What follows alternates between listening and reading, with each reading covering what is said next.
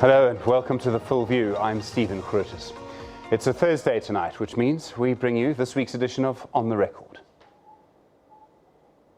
There will be an impact, whether it was a 2% or 5% increase, the impact would have been there. The question is the extent of that impact, and not only that, but also the issue of sustainability and affordability from both parties, that is Eskom and the stakeholders. So yes, we have looked into that, but I think we've drawn some scenarios, so you get to a point where you see, the balanced outcome in a way, and because that's what you're supposed to do, because our role is making sure that you balance the interest of various stakeholders. That's the announcement of the National Energy Regulator NERSA, announcing that Eskom is now allowed to raise the price that you pay for electricity through municipalities or wherever by 9.41% in the next financial year, 8.1% for the year after that, and 5.2% in 2 years' time. Eskom had asked for a series of increases of around the 15% mark a year. That would have meant a total increase of around 47% in 3 years' time. During the public hearings in this process, Eskom said it needed the money simply to continue running and to be sustainable. But business organizations representing ordinary people and other groups had all said that those increases would kill the economy and hit the poorest of the poor the hardest. At the same time, Eskom is, of course, battling simply to keep the lights on. Sechotlho is the Acting Executive Manager for Electricity at NERSA. He's in our studios in Pretoria for you now. Mr. Sechotlho, good evening to you, and thank you so much for your time tonight. Good evening, Stephen, and good evening to your viewers. This is a complex decision. It involves competing sets of interests. There are large amounts of numbers involved. For you and your panel, what were the most important factors you looked at in making this decision? Stephen, what you always do when you do such decisions is to ensure that Eskom operates as an efficient entity, but also that the costs that they incur are prudently incurred. So Eskom had applied to us for amounts of 219 billion in the first year, 222 billion in the second year, and 233 billion in the third year. And that application was actually motivated by Eskom with line items ranging from the regulatory asset base, the primary energy, their operating costs, and other costs, including the sales forecast. So what we then did, we looked at the first item, and the first item was the regulatory asset base. Eskom had recently reevaluated their regulatory asset base to 1.3 trillion for the first year of the MYPD4. However, when we looked at the numbers, we realized that this revaluation was based on a higher performing plant. And the first thing that we then did was that we realized that Eskom was actually operating at lower levels of energy, plant availability, and therefore we adjusted that revaluated asset. That was the first thing that we did. And the second thing that we did on the regulatory asset base was to look at those assets which Eskom themselves has stated that they are in an inoperable state. And therefore, we then said that these assets can therefore not earn a return or be depreciated, because by doing so, you'd be putting a burden on customers without any service being received by the customers from those stations. And then the next item that we looked at was on the primary energy. And by this item, we actually mean the coal, the diesel that Eskom uses, the IPPs, the hydro plants that Eskom has got. But the main one that actually we made adjustments on was on the coal plants. First, let me start there, because Eskom was in the past purchasing coal mainly from long-term contracts at lower prices. But we realize that there's been a change in this purchasing mechanism where now Eskom purchases mainly, or not mainly, but the increase in purchases from short-term contracts, which are more expensive, has increased. And then the next thing is also to look at the usage of the OCGT plant. This is caused by the low performance of the coal plants. And then we then said that this cannot be a burden on customers. When Eskom cannot perform at the level that they are required to perform, let us look at other options. For instance, we've got short-term power purchase programs and MTPPs or medium-term power purchase programs. And then we're saying Eskom must actually also look at that at that level. And these are the main things that we looked at, but also we looked at the sales forecast that Eskom brought to us. We realized that in the past, Eskom had made sales forecasts which they never achieved in the years that they had put their application to us. And therefore, we made an adjustment even on the sales forecast to reflect what Eskom could be able to achieve. Those were the big items that actually made us to have a difference between ourselves and Eskom numbers as presented by them. All right, I appreciate the detail. If we could sum it up, what you're suggesting then is that Eskom simply isn't managing its assets, its money, and its coal contracts properly. Would that be accurate? Say that again? So if we were to sum this all up, Eskom isn't managing its money, its assets, and its coal contracts properly. Would that be the right way to sum that up? Yes, our view is that should Eskom then change the way that they operate their assets, their coal fleet, and also the way that they manage, even the way that they have this build program or capital expansion program, then they will be able to manage with the tariff that we have allowed them to recover from customers. Okay, we're talking about a company, literally, when I last spoke to the Chief Financial Officer of Eskom, they're paying, I think it's 50 billion rand a year just in interest. Eskom is paying about R1 billion a week in interest. They had said that if they did not, and their language had been quite strong on this before when they were making the application, they had said that they simply needed these dramatic increases, the roughly 15% a year annual increases, just to survive. You obviously have gone through the numbers, you've come to a different conclusion. Do you believe Eskom is able to survive with the amount of money that you are now allowing it to charge?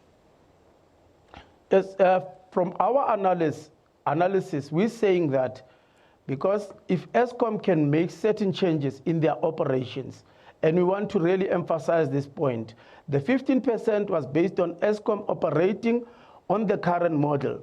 But if Eskom can actually change the operating model and start to manage their costs to be more efficient, then we believe, even with our financial analysis and ratios, we believe that Eskom should be able to survive for the 3 years that we have allowed these increases for. Okay, as part of your analysis, and I realize it's a big analysis, you'll have also looked at the impact on ordinary people, on businesses, and particularly the poorest of the poor, people who are surviving perhaps on social grants. Have you been able to look at what impact this could have on the economy and on people in that position, people who may now have to do without electricity once or twice a week simply because they can't afford it? Yes, that is part of what we do when we have an application. First of all, we need to balance, obviously, the interest of Eskom as an entity that needs to be sustainable. And on the other hand, we need to make sure that electricity is affordable to the customers. And by customers, we're not only looking at your domestic or residential customers, but we're also looking at businesses, because with high electricity prices, businesses are bound to close down and jobs are bound to be lost. So we look at that and try to come with a balance that then says that Eskom will survive at that rate, but also that customers, on the other hand, will be able to afford the electricity price. And obviously, we do not win at all times, but as far as possible, we try to maintain that balance and making sure that the impact even to the economy is minimized as far as possible. It's been said for many years that we had some of the cheapest electricity in the world. Now, the price of electricity that South Africans, that you and I are paying, has risen dramatically since probably the first round of load shedding in 2008. Where do we stand now? I presume you look at what happens, what people say in Botswana, Namibia, maybe the United States pay. How expensive is our electricity compared to the rest of the world now? Obviously, we were the cheapest electricity in the past. However, the view that we are having now, and we having had all the increases that we have had over the years, we cannot claim that that number one spot anymore. We have to do a study and review and see where we are standing with the world. But definitely we're no more standing at the number one spot anymore. One of the problems that Eskom has had over the years is that many people simply won't pay their bills. It's owed money by all sorts of entities. So the municipalities who don't pay or can't pay. People in Soweto alone, if you go and look at the numbers there, many of them are billed by Eskom directly. The figures that we see suggest that Eskom alone from Soweto is owed around 17 billion rand. Eskom's tried pretty much everything to get that money. It tried to put in prepaid meters. There was violence as a result. It had to withdraw that project. Do you have a view on that as NERSA? Is that simply Eskom's problem? Or do you take into account the fact that it did actually try to get that money back and that municipalities that owe it money simply can't pay?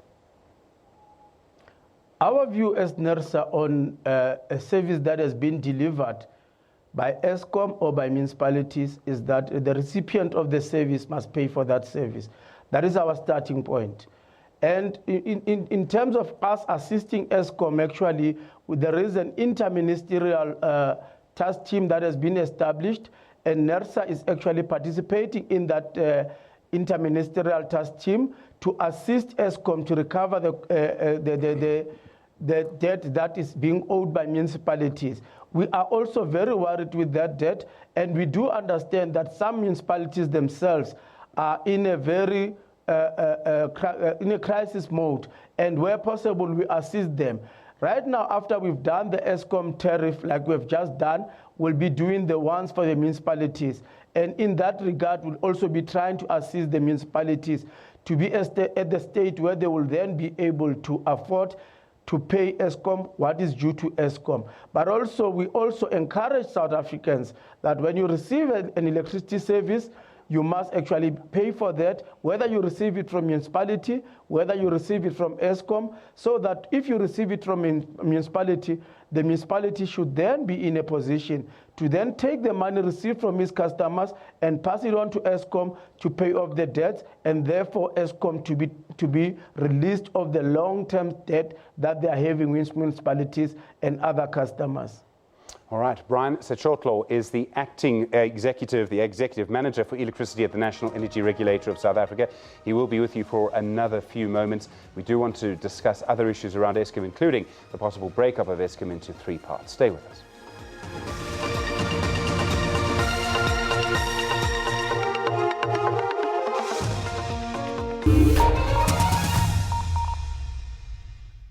We are at the forefront of Africa's tech discussion. We're already planning for the 5G spectrum to be licensed by 2020. In Mauritius, for fiber migration, we had a strategy. On network, we have gadgets, robots, and more. We focus on investing in entrepreneurs and technology in emerging markets. There's technology and social media news on Network with Ms. Pumelele Zondi every Saturday at 8:30 p.m. and every Sunday at 5:30 p.m. Azikho izinto ezibuyisela ubudlelwane emumva njengamanga nezimfihlo. Ungakhulumi amanga, khuluma iqiniso. Uthi wathi kanye kuma-Edmond and kungenxa into wena wayithethayo. Usandile unamanga. Wababamba red-handed embhedeni. Benqunu. Ngixelele Edmond lanto ubundixela nalento wawathini kuwe. Ungaphuthelwa umxazululi wezothando kunyanyana njalo ngoLwesibili ngo-6 ntambama la ku SABC 1 Mzansi for sure.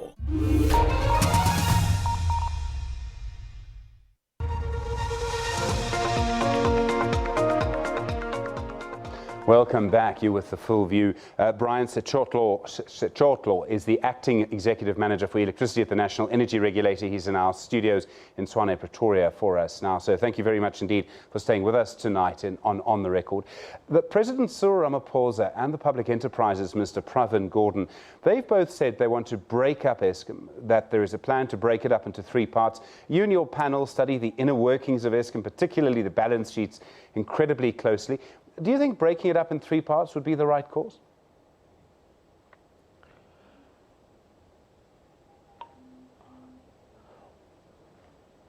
We are currently considering what government has announced, and we are trying to get the details of that and engaging with government as to how that breaking up of Eskom is going to happen. But from our side already, we have been receiving, because we've got 3 licenses for Eskom already. It's not a new thing for us. Eskom has got a license for generation, they've got a license for distribution, and they've got a license for transmission. And in terms of how they report to NERSA, they report for each license based on the regulatory reporting manuals. So we do receive financial statements for the 3 companies separately and one that is consolidated for the 3 companies. So in terms of how it will be done, the direction will be received from policymakers, but then we as NERSA, at the time that has been clearer, we will then be able to then say which revenues out of where, the ones that we have actually calculated, which revenues should be allocated to which one of the companies, obviously based on the regulatory reports that we have received from Eskom. When the policymakers go through that process, is that a move that you have to actually approve? In other words, this is making a change to the structure of the only electricity utility we have. It's a huge utility. Many people think that it's too big. That's why they want to break it up. But when it goes through all of those processes, do you as NERSA have to actually approve that breakup in any way? Does it go through you? We do not approve the breakup. Remember, the Eskom shareholder is the government, and the shareholder will be the one that actually then makes that breakup. But then from our side, what we'll then have to do as a regulator is to relook at the licenses that have been issued from Eskom, because these licenses, whilst there is 3 licenses for each of the 3 groups of Eskom, the conditions on the licenses will have to change when these companies become standalone companies. Okay, and you don't have a view at all on whether you think a breakup's a good idea? Eskom is a huge company. You'll know there are big political arguments about it, but you study Eskom away from the politics, if you like, and particularly on the financial side, and you employ experts on energy. Do you have a view on whether it should be broken up? The breakup has worked in other parts of the world, but obviously that depends on the detail of the breakup. And since at this stage we are not so sure about that detail of the breakup, we cannot give a full view on that. But we know for a fact that in many parts of the world, such breakups have actually worked, whereby then you've got a concentrated mandate for each one of the 3 licensed entities of the company. That's probably as far as I'm going to be able to push you on that, sir. You announced these decisions today around this tariff increase for the next 3 financial years. They'll come into effect fairly soon. But Eskom is still, opposing a decision in another application that they made. They're taking you to court over another decision in which you did not give them all the money they asked for in that application. And I'm sure you've seen the court papers. They're a matter of public record. They say that NERSA hasn't managed the data properly, that in one section you double counted, in another instance you simply added a figure, I think it was an amount of 1.7 billion. And I realize that this is a legal process that's underway at the moment. But do you dispute the claims made by Eskom that you didn't manage the data in that application properly? It is our view, and strongly so, that we have done what was expected of us to do. Our view is that Eskom must operate as an efficient organization. And what we have done, we've looked at the costs that Eskom presented to us, and we found some of those costs, because remember, this one that we are talking about is a backward-looking application for the 3 years of the MYPD3. And we looked at that, and we, in our view, and in many instances, Eskom themselves did confess that things did not go well or did not go in accordance to good corporate governance. And we made those adjustments to those figures, to the numbers that Eskom had made. And our view is that we will be looking at Eskom papers, and we'll be responding to those papers, and the court will then decide at the time that they decide. But our view is still very firm that the decision that was made by the energy regulator was the right decision based on the numbers and on the analysis that Eskom that NERSA has done on the numbers presented by Eskom. Okay, so you're confident on your calculations in that case. Are you as confident in the calculations on the decision that you made today? As confident as I can be. You will know, sir, there's a huge conversation around the country. I mean, it convulses the country in some ways around what's happening with Eskom. And particularly, there are two things, really. One is people want electricity to always work. They want to be able to switch on their light. They want to be able to switch on their TV and know it will work. They want an end to load shedding. And the second thing is they want it to be relatively cheap. When you look at all of these national conversations that are happening at the moment, and you must be seized by them as well, I'm sure, do you think that there's anything missing? We have task team after advisory panel after new board at Eskom at the moment. Is there anything you think, with your experts, the people you talk to, the economists that you have, and the knowledge that you have access to, is there anything obvious that we're not using to try and come to a solution to all of these problems? As I mentioned, Stephen, our worry is on the level of performance of Eskom's plants. And one of the reasons that we are having load sheddings from time to time is because of that lower performance of these plants. And that's why even in our decision, we then said that Eskom must make effort to improve on the level of performance of the plants. The plants are expected to be performing at a certain stage, at a certain level, but also on the other hand, on the second point about the affordability, or lower prices. That is why when we look at Eskom's applications, we then say we will only allow efficiently incurred costs so that any cost that is seen not to be efficient is disallowed. And in that way, you are then able to bring the price at the level that is due to Eskom without any windfall gain for Eskom, and also after having taken consideration of the affordability to the customers. When you look at all of this, you're confident then on the numbers that you've seen, everything that you've seen, that Eskom will be sustainable in the longer term with the money that you've granted it, with the amount of money it will be able to take from us as the consumer. You believe, despite all of the fears and worries of many in this nation, that Eskom should still actually be able to continue to operate? We are saying, from the numbers as we have calculated, there needs to be a response from Eskom. First of all, Eskom had presented certain numbers. We have brought down the numbers. We have brought down certain costs that Eskom had presented. Now, Eskom needs to change their business model to align to those numbers that we are allowing to them. If Eskom does not do that, they run a risk of them not being sustainable. However, if Eskom responds to this and then redraws their budgets, then we believe that Eskom will then be sustainable given the numbers that we have given to them. But obviously, it needs Eskom to make some efforts to bring their costs down. Brian Sechotlho, thank you very much indeed, sir. I really do appreciate your time. The Acting Executive Manager for Electricity at the National Energy Regulator of South Africa.